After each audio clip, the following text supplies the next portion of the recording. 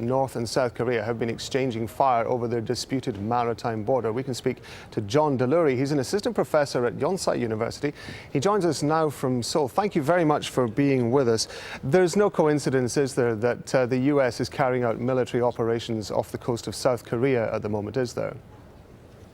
No, that is certainly the most immediate context for this conflict. And not only have these exercises been going on for a month, but just in the last couple of days, the U.S. and South Korea have started large-scale naval exercises in particular. So I think that's part of why we're seeing more of a naval component to this conflict today. Yeah, North Korea has been ramping up some of its own military exercises over the last few months, but particularly in the last few weeks.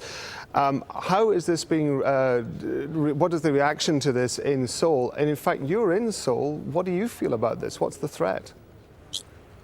Yeah, well, at a government level, South Korea is pursuing a kind of dual-track approach where on the one hand, they continue to offer a olive branch to North Korea to say, if you denuclearize, then here's all the aid we can give you, here's all the cooperation we can do together. But then also consistently keeping a very hard line and standard deterrence, and again, jointly with the United States, preparing for war, essentially. On the ground here, personally, this time it still does not feel like where we were exactly a year ago when the whole world was watching and all the news stations were here in Seoul waiting.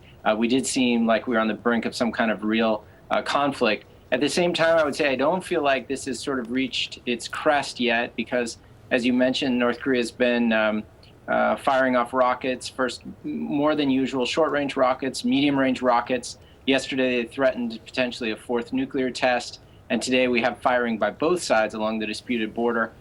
So I don't think we've seen the end of this yet. Well, you mentioned it, that it hasn't reached its crest yet. How much worse is this going to get?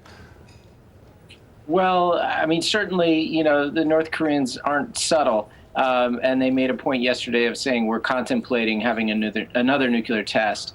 There's been some gestures recently by the two Koreas, by the United States, by China, talking about maybe we should go back to the six-party talks. Should there be a fourth nuclear test, that would all be off the table. And we could see further escalation, especially in some of these disputed border areas. So it can certainly get worse than this. Right now, today, they were firing into the water. But a couple of years ago, of course, they were firing on land and there were casualties on both sides. So it can get a lot hairier than this. John Delury, thank you very much indeed for joining us from Seoul.